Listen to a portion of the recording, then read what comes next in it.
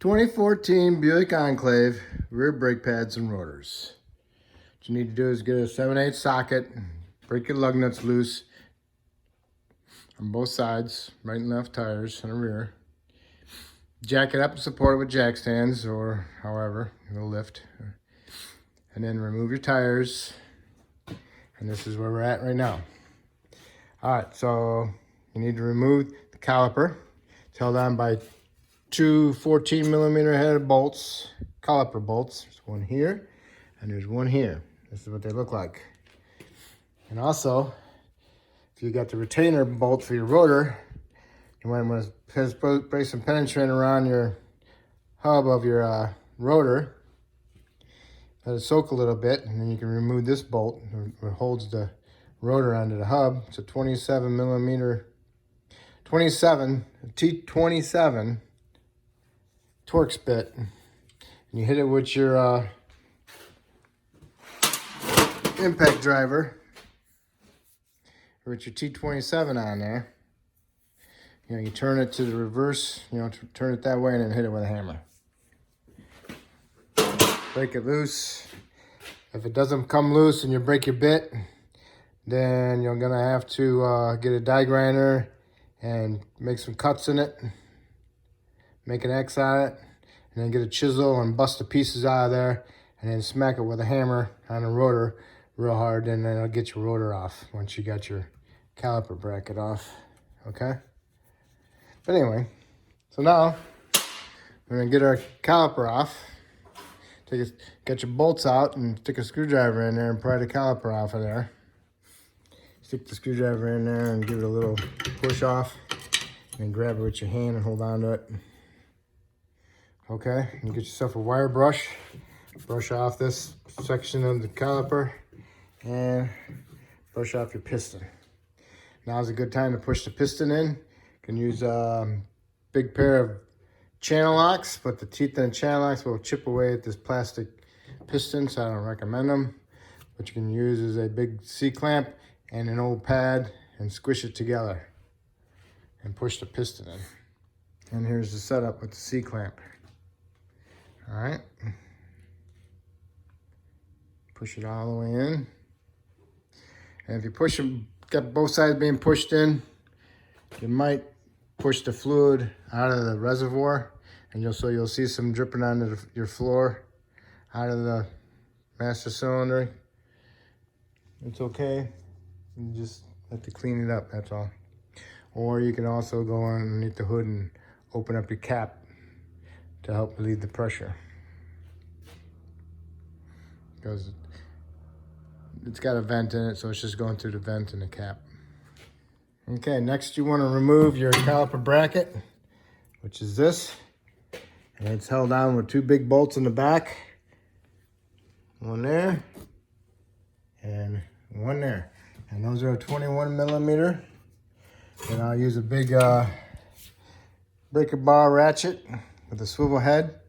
So that allows me to swing it up out of the way, out of the fender. And it also allows me to break it loose down there pretty tight. Okay. Okay, you got the caliper bracket off, and here's your pads. What happens is your pads, they get stuck in there, and what happens is it rusts. The pads rust, and the caliper bracket rusts, and it squeezes the pad because rust expands. So it's squeezing the pads, so they're not moving. All right. So we need to remove the pads, remove your hardware bundle clips, get them out of there, and then you need to clean that up inside there. Sound like biting. Jeez. Anyway, we'll get them out. All right, pulled the clips out, your bundle clips, the hardware. See how rusty it is in there? So now you need to clean that up. And you get them nice and shiny. And also you want to make sure your caliper pins are free. They're not frozen. If they're frozen, you have to heat them up a little bit and turn them and pry them out. Otherwise, replace the whole caliper assembly with the bracket. Okay, see how nice and shiny they are now? All right, so now I'm gonna paint them. And once I paint them, I'm gonna put some Seal Glide on my slide pins, okay? Okay, I got my brackets painted. I got some Seal Glide on them. Now I'm gonna take them out, rub it all over and get it inside the boots. And that way there's no rust on the boots or anything to keep them from turning. And also the Seal Glide helps keep the boots sealed to the pin. Okay, when you're going back together, give it a twisting action. So that way it spreads that Seal Glide inside there all around. And when your paint dries, put your bundle clips back on, the new ones. All right, you got the clips on there. Make sure you push them in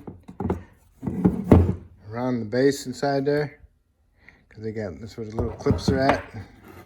Push them up in there as best as you can. Make sure they're nice and flat. Okay. So now your brackets are ready. Now we're going to remove the rotor. The rotor retainer bolt is removed. So now we can smack the rotor with a hammer. And vibration of it releases the rotor from the hub.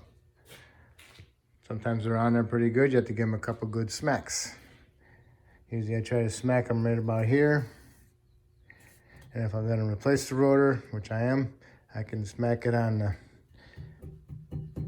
rotor surface itself. Okay, once it breaks loose, you might have to hit the rotor on the backside right here. Finish getting it off. Before you discard your rotor, make sure you want to find a little access plug to the self-adjuster right here. Push it out from the inside out with a small screwdriver and save that for your new rotor. The hub surface has to be clean and it should not have any rust chunks or anything on it. Should be a nice clean surface.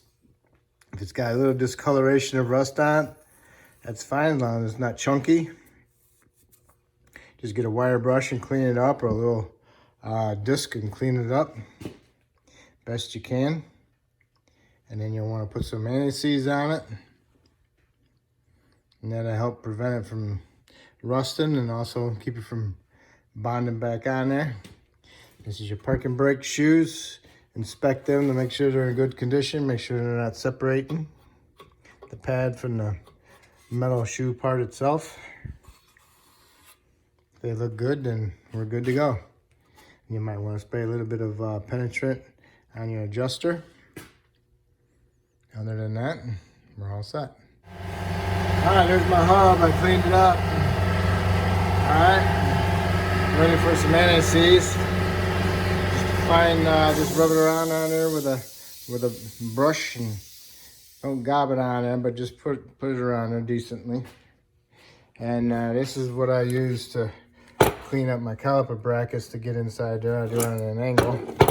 And my wire brush, and also I use this for my hubs, clean them up a little bit, and sometimes I'll use my die grinder too with the disc on it for cleaning up my hub bearings. All right. Okay, now it's time to find our rotors. There's your rotors. Oh man, look at all that oil on there. What I'll use some degreaser, or I'll use some Windex glass cleaner. Works good, in a paper towel. Spray it down, both sides, wipe them down decently. Remove all that oil. Don't use brake clean, because brake clean will eat the pads. The pads have this leaf on them on the box. That means that the brake clean will eat the pads, deteriorate them. Okay, so now we're gonna clean up our rotors. Okay, clean, good job. And this is on my hub. And make sure you line up your hole for your retainer for your rotor that holds it on. Retainer bolt is in, snugged it up, my hands. Don't forget about your little plug. Next is caliper bracket and your two big bolts. All right, you got the caliper bracket mounted with the two bolts, the 21 millimeter bolts, and you snug them up, both of them, and then you want to torque them to 110 foot-pounds. Now next is our brake pads. Brake pads, there isn't no inner or outer. They're both the same. All right, when you're going together, these act like little springs also. And they kind of like need to be pushed on as you're pushing them in. I always put the bottom in first. Get the bottom in there. And then you're going over here to the top. Get in and I'll push. You can see that. And then I'll push up against that spring. See? And then I can push it in. Just like that. And I'll do the inside the same way. So you have to get in there with a light and watch what you're doing because you don't want to bend the spring or damage it. You know, the hardware, the bundle clip. All right, so get the other pad in there. Okay, both pads are in there. You squeeze them together. They're touching the rotor. Now it's time for your caliper. So you're gonna put your caliper in there and make sure that the line is not twisted. Looking like silly stupid, okay? That means your caliper is twisted. So it should be a nice looking hose, okay? All right, so get it in there. Get pushed up in there. You might have to push your caliper slide pins in a little bit further to get them in all the way. And then put your caliper bolts in there. Snug them up. Remember the 14s? Snug them up, and then you want to torque them to 30 foot-pounds. All right. Caliper bracket bolts tight. Caliper bolts tight. Retainer bolt on there. And your little plug down there. And now it's time to do the other side. Do the other side exactly the same way. And when you got them both sides done, you put your tires on, snug them up, tighten them up. And you want to torque your lug nuts to 130 foot-pounds on this vehicle. And then lower it down to the ground, go inside, pump your brake pedal. Make sure you got a good firm brake pedal. Go underneath the hood, clean off your cap, remove the cap, top off your brake fluid, or whatever you need to do to make the level right. Put the brake fluid cap back on, and you are complete. Reason why I want you to pump your brake pedal beforehand, because you just did brakes and you push the pistons in, so when you push the pedal to the floor, you're taking up that gap that you pushed in the pistons on, and you have no brake pedal, so then the car won't stop.